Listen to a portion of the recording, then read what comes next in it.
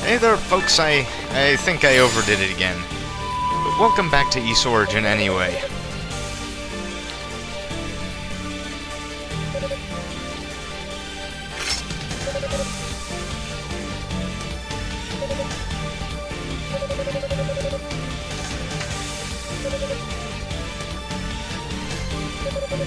Okay, none of the knights were killed on the way back.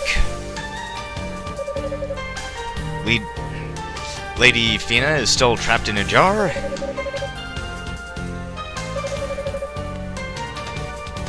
And we're going it alone.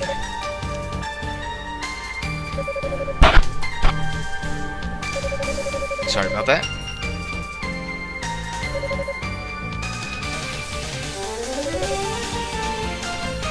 Okay, so the demonic core is very dangerous and very long. There are all kinds of nasties to expect and not expect around here.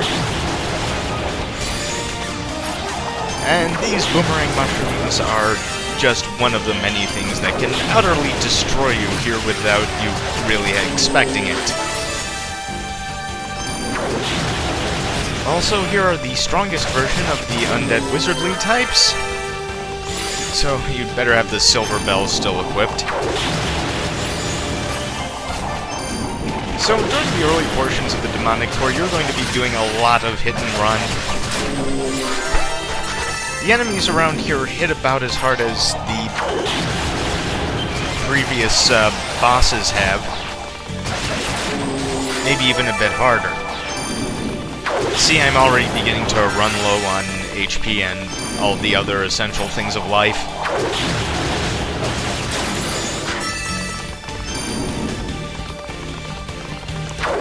The slimes here are especially nasty because they can actually hit you with 2 status ailments at once.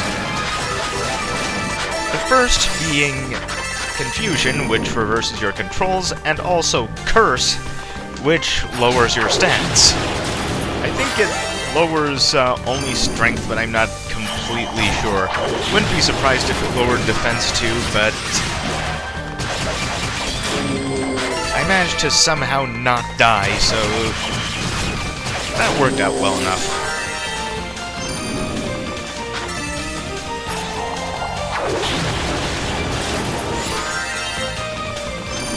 The demonic core is also the longest area in the game, as it always has 4 bosses for you to deal with.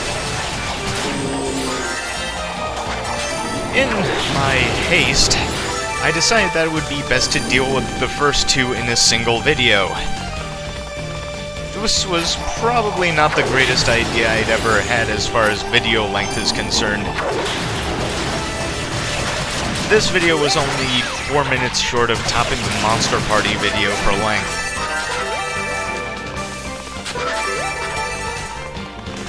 I think I'll do what I can to cut it down next time.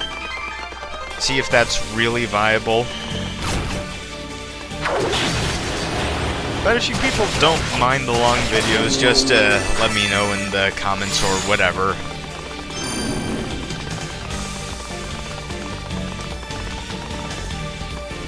Okay, these guys, remember these from the Silent Sands? Well, they can confuse you now. They also hit like trucks.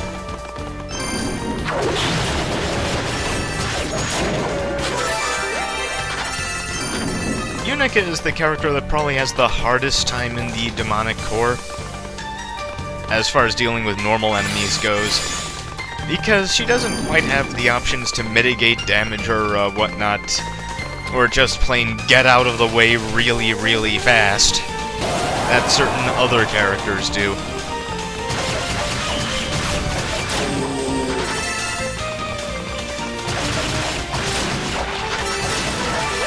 Oh yeah, the purple slimes divide a lot. More than twice as much as any other slimes we've encountered so far.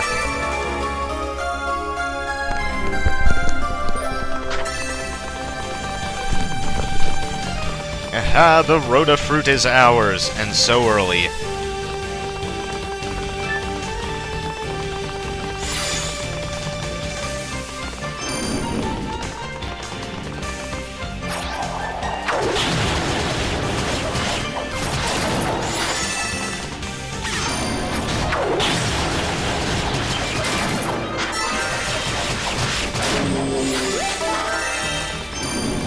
Okay, the red boomerang mushrooms.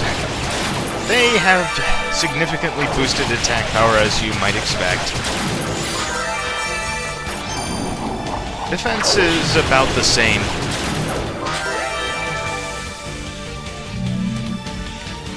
And that opens up this.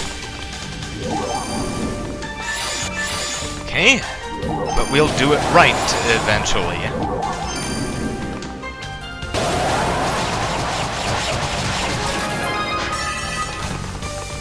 And this leads us to our Roo.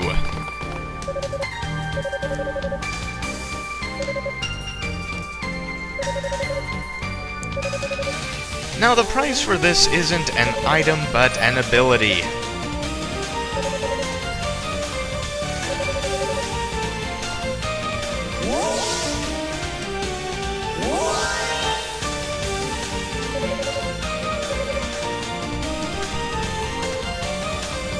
Okay, Burst is a special move that all characters can do. However, its actual effect is dependent on which character is using it. To use it, you hit the boost button, and then you hit the boost button again, and you get your super move. Yunica's super move is to create a death zone around her, basically. Which is more useful than you might immediately think because of the habit of enemies to just charge into Yunica a lot of the time. Also, while you're in the middle of your burst move, you can never actually take any damage. So it's useful to get out of some pretty nasty jams, as you'll be seeing at some point in this video.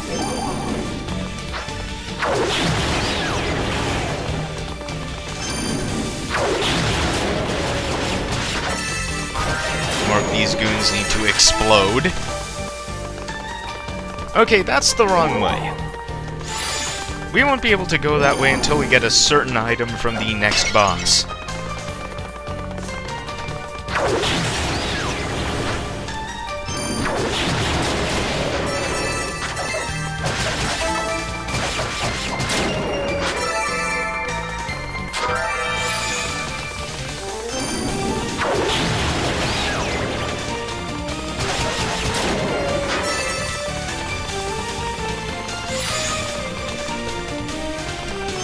Okay.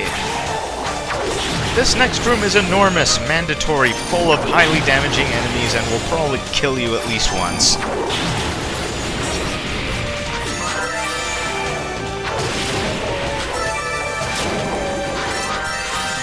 You basically have to traverse the whole of this gigantic room because there are a few things that are pretty well needed in order to move along in this area. First, of course, and most importantly, is a key, but we won't be able to actually get that for a while. See? Magic barrier.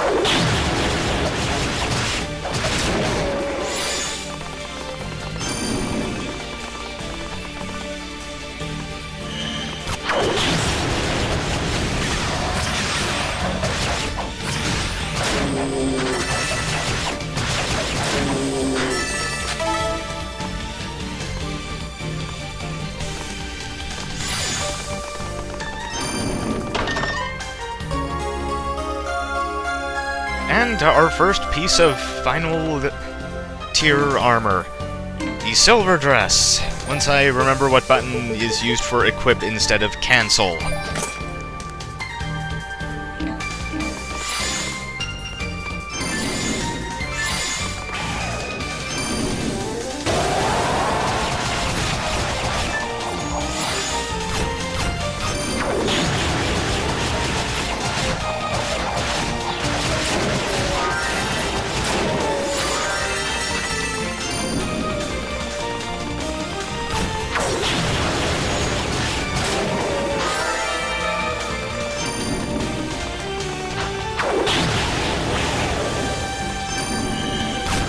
There's just a little more smashing of red enemies around here, and no big deal.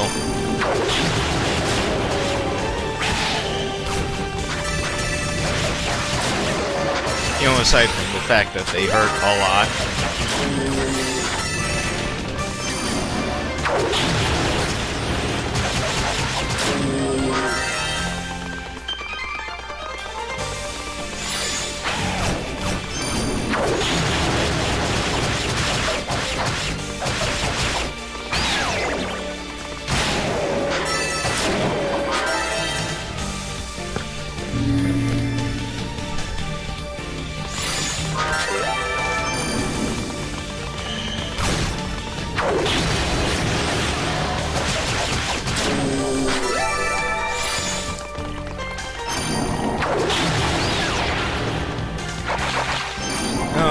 finding the way back to the key is a bit trickier than I remember, too. I'm gonna get lost a little bit.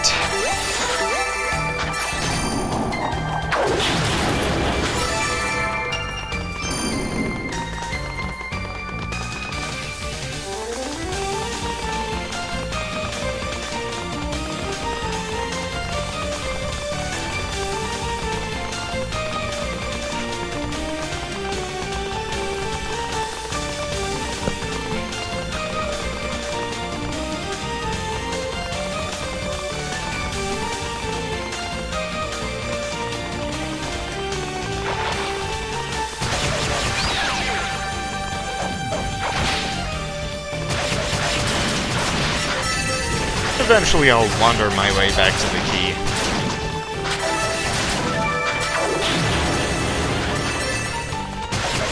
As for other games I've been playing besides Ys Origin, I've actually finally finished Double Dragon Neon. Took me long enough, but it was actually worth it.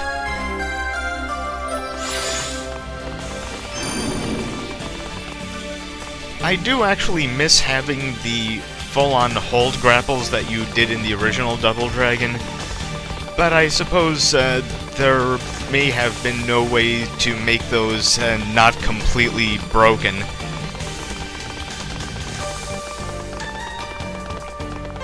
Because in the original Double Dragon games, anything you could grab would just die.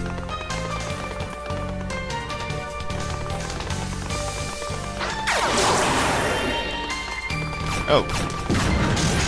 That's what I remember using here. I only killed one enemy with it, but it was worth it.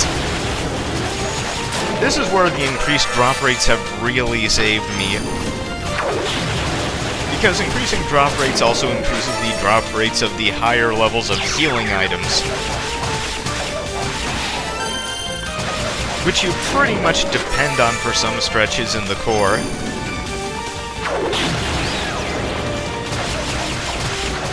There's only one healing item in this game that can actually be carried anyway.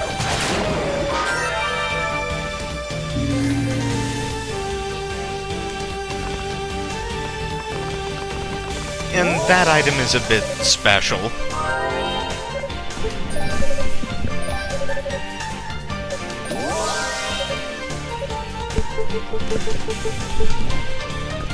Okay.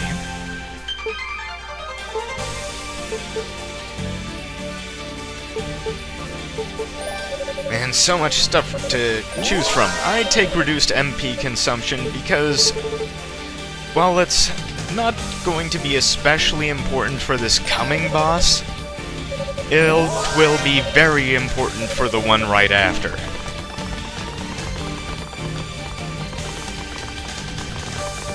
I'm gonna back up to a bit and gain just another level, because I'm just so close.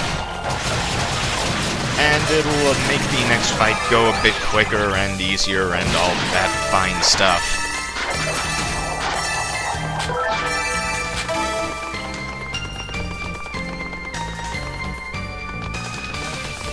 Now we can finally get ourselves a move on.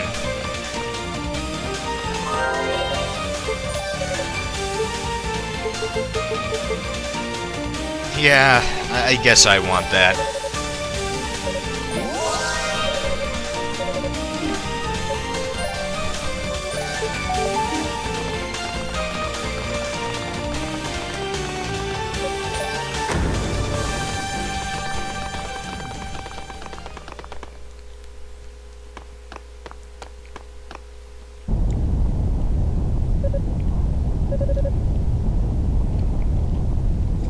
Cutscene!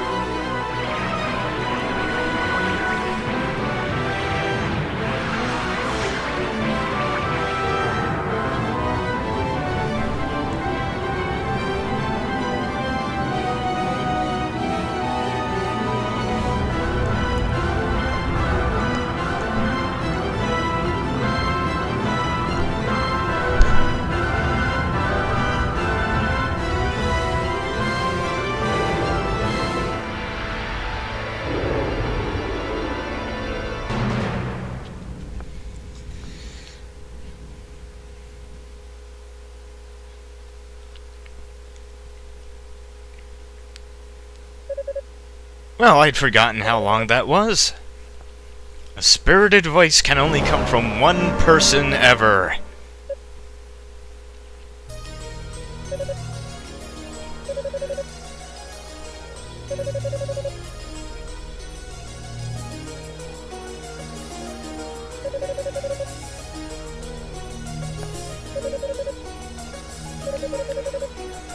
Oh, come on. Don't ask for details from Epona, she wasn't paying attention in class.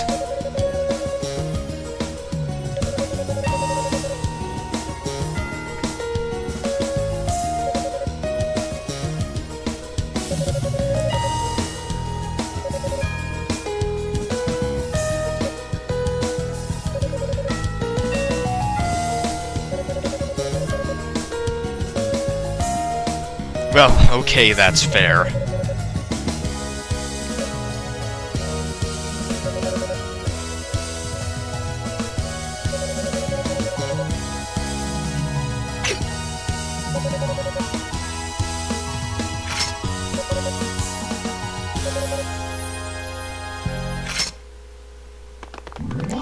Okay, Epona 100% is a boss that's actually unique to Unica's route.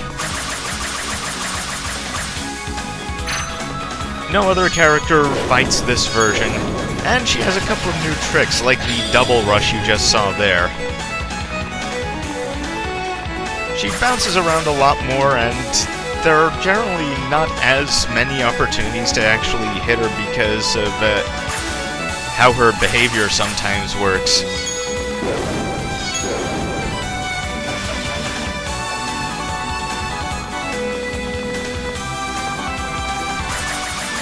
For the most part, the first part of this fight is pretty much the same as your first fight with her early on.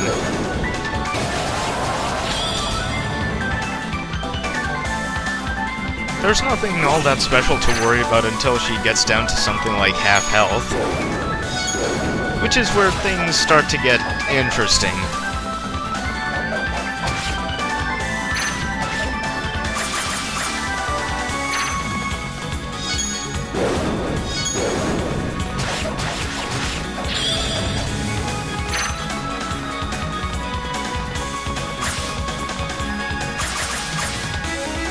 Still, she doesn't actually do that much damage with a lot of her attacks.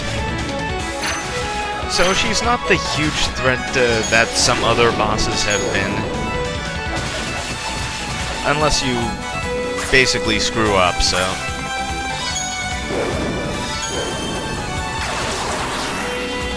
Okay, now Epona gets to boost, and she does the jet stream attack.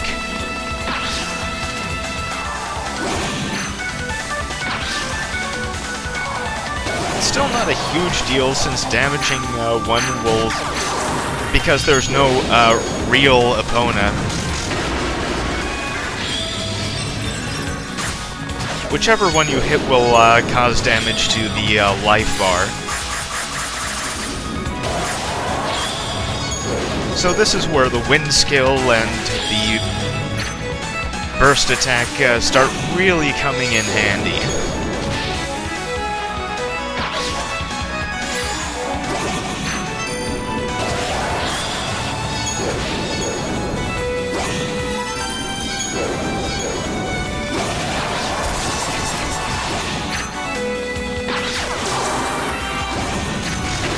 And boom! That's it for Epona.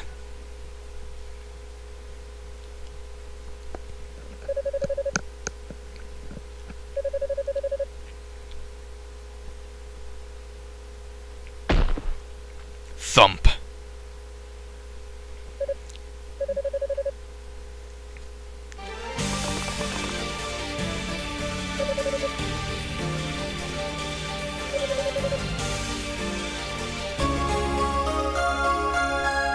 And we will just be taking that.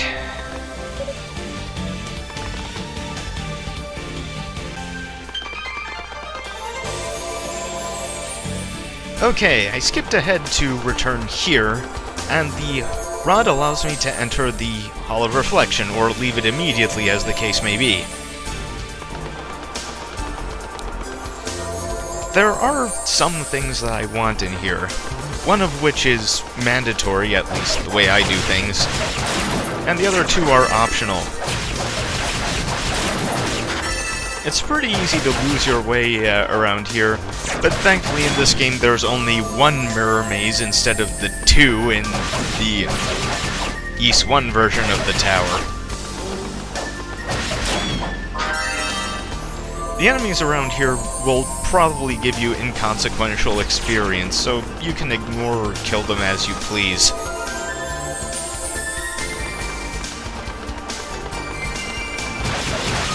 Well, at least this video will prove a handy reference for when I go through this area with the other characters.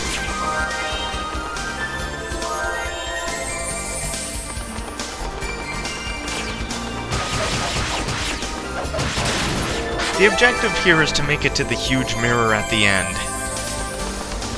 Nothing too fancy, you just need to not get lost for eternity. That's the first chest in the Hall of Reflection. It has 20,000 SP. It's fairly substantial, even for this point in the game.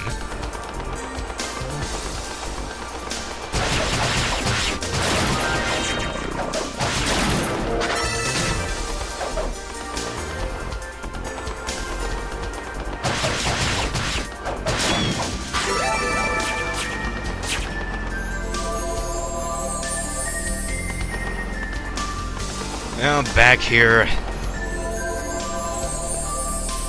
I'll figure this piece out eventually. Yeah, this is not a plate.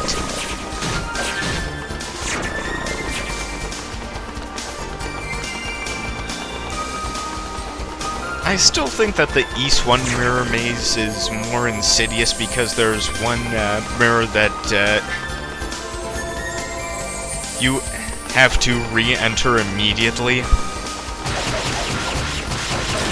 I really don't like those kinds of tricks, but then again, most people aren't especially big fans of teleport mazes. Because teleport mazes aren't all that good at giving you points of references that you can use to figure these places out. Okay, the second thing is another Salsedin Panaceae, or however you pronounce it. I don't know pronunciations. Especially Greek ones.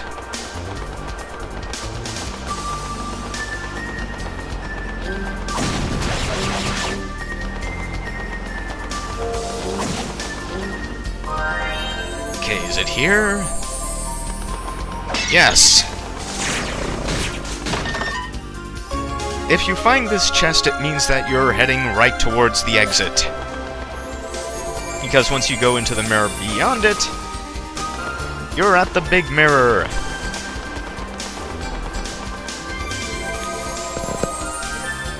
And right beyond that is a save point.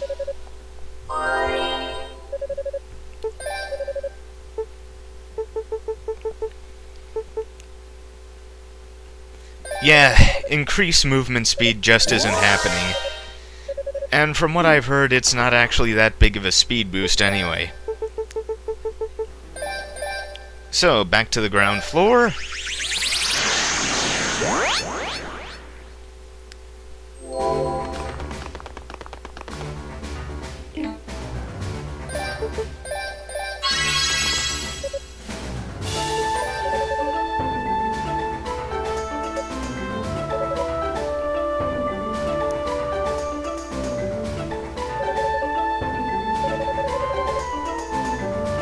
Blah blah Claria, blah blah Radiance.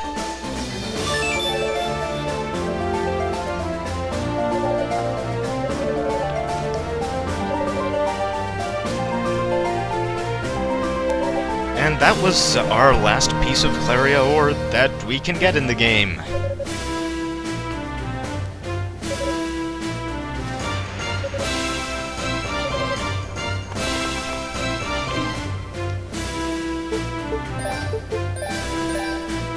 Now back to that save point.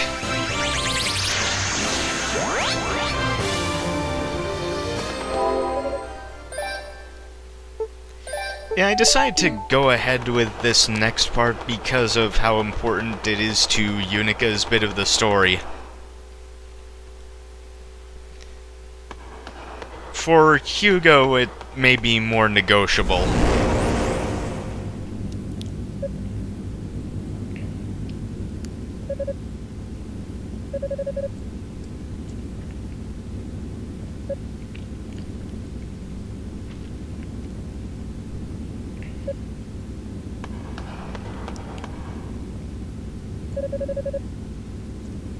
Oh, this is no time for jokes, Roy. Though, I do like the implication here that Zava isn't all that good at any magic other than summoning. Granted, she's pretty good at summoning.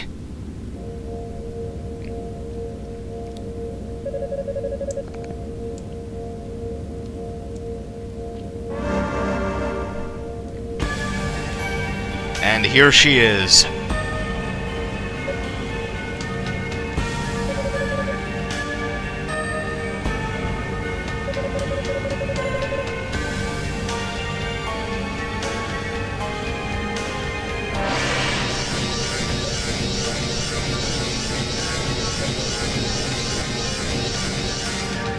Well, this is a problem.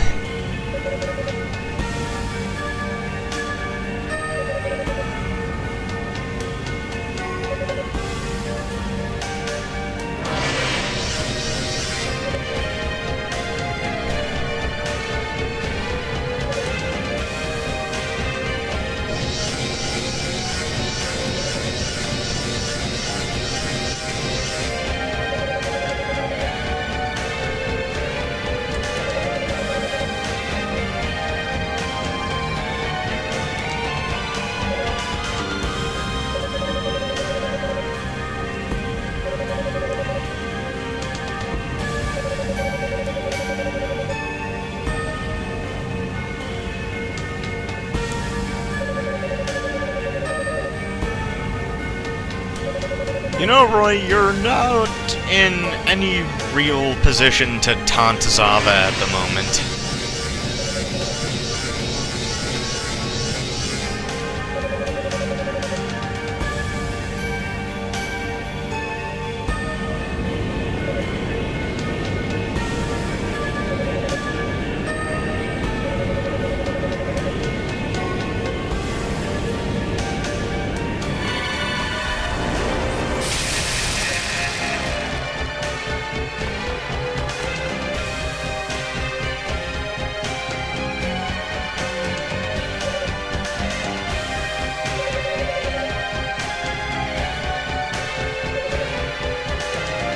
Oh, come on.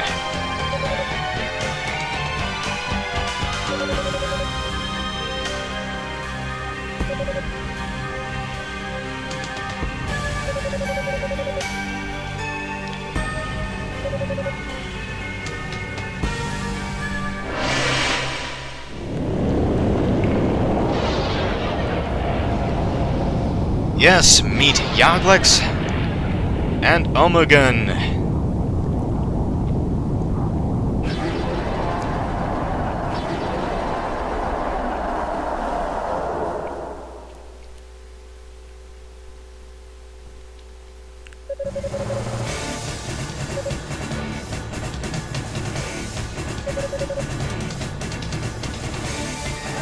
Okay, Zava with Yoglex and Omegon on backup.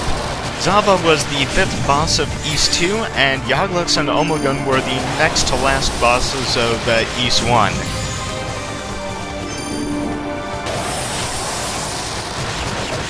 The easiest way to hit Zava with Yunica in Phase 1 is to use the Wind skill, because she will not stay still long enough for you to Bolt Crash her, and shooting her can be a bit iffy. The explosion she makes when she flies up does cause a slight amount of damage. But it's not really the first phase you should be worried about, besides those beams, of course. It's what happens when you get her down to, like, 2/3 of her health. Because then she will fly into one of the heads of Yaglux or Omogun, and you need to hit the head that actually has the spheres flying around them. This can be tough because Yag and Omu will actually run interference for each other.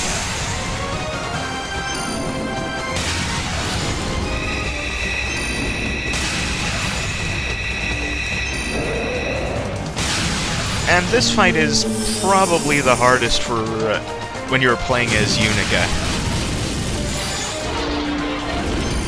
Whenever you knock Zava out of one of the heads, she will send the other into the ground, which causes ground hazards for you. When she sends Yaglux under the ground, she creates those ice spikes, and when she sends Omogun under the ground, well, even worse things happen to you.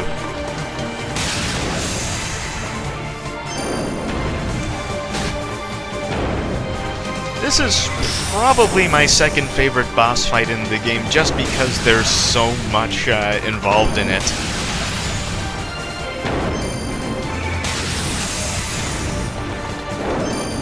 While it's too bad that Yag and Omu didn't get their own boss fight, I can see the problem with stacking 5 of the game's bosses inside the final area.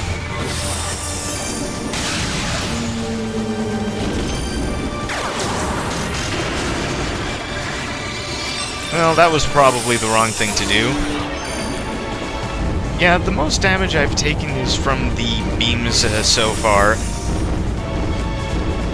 Sinking Omogun will send the floor into a near lava-like state.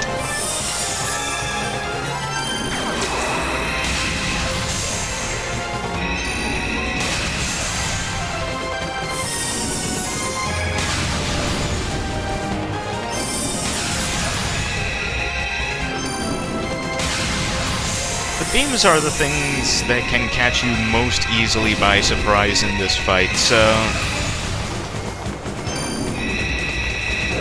you really need to keep an eye out for the targeting magic or whatever, you know, that thinner beam that comes out just before they shoot.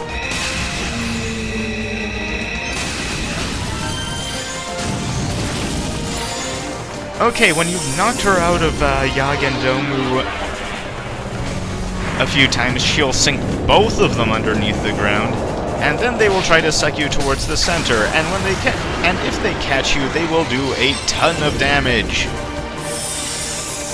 Like to the tune of 70, which is why my health is so low. I'd almost considered giving up the recording right here, but then I remembered, oh yeah, my whole Valis 2 thing. Remember, burst negates damage. It will save your life. And he let me go at the last second, which allowed me to barely win.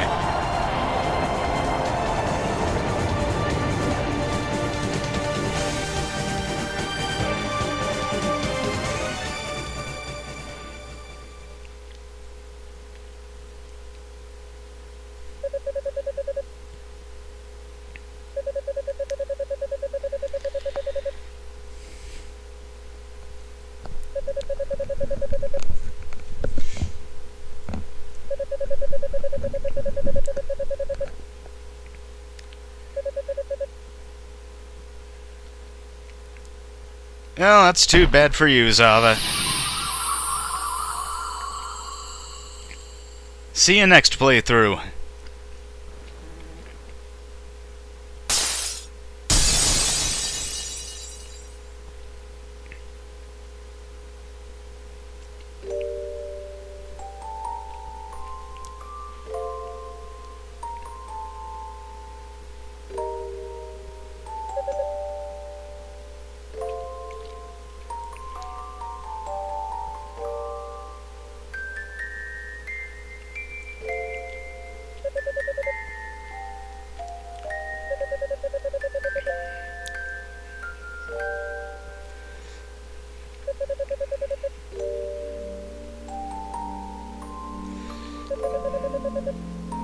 Well, that's one love interest down, so it's not looking good for the remainders.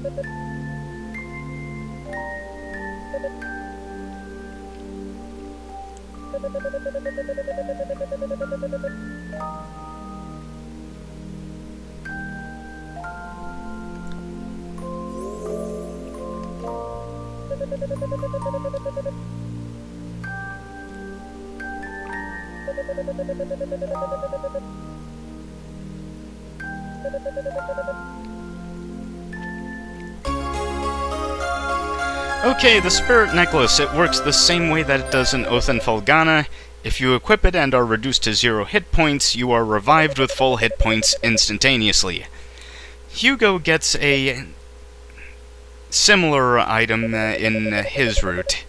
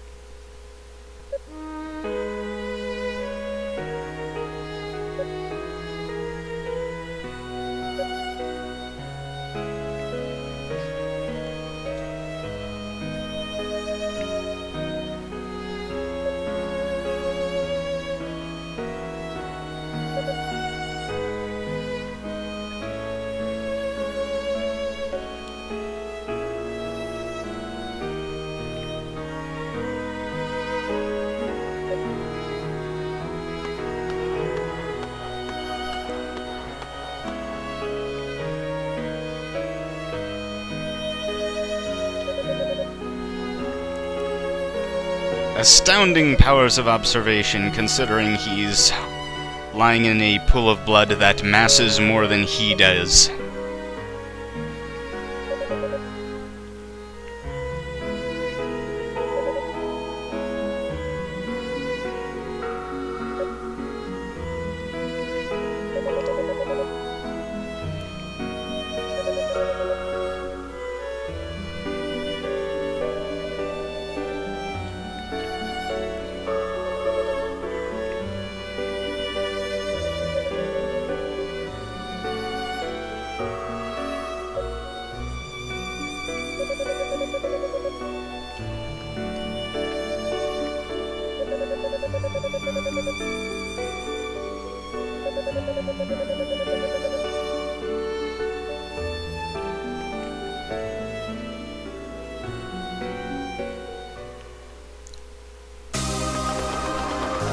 Okay, that's it for this video, but next time on Ys Origin, damn it, we continue.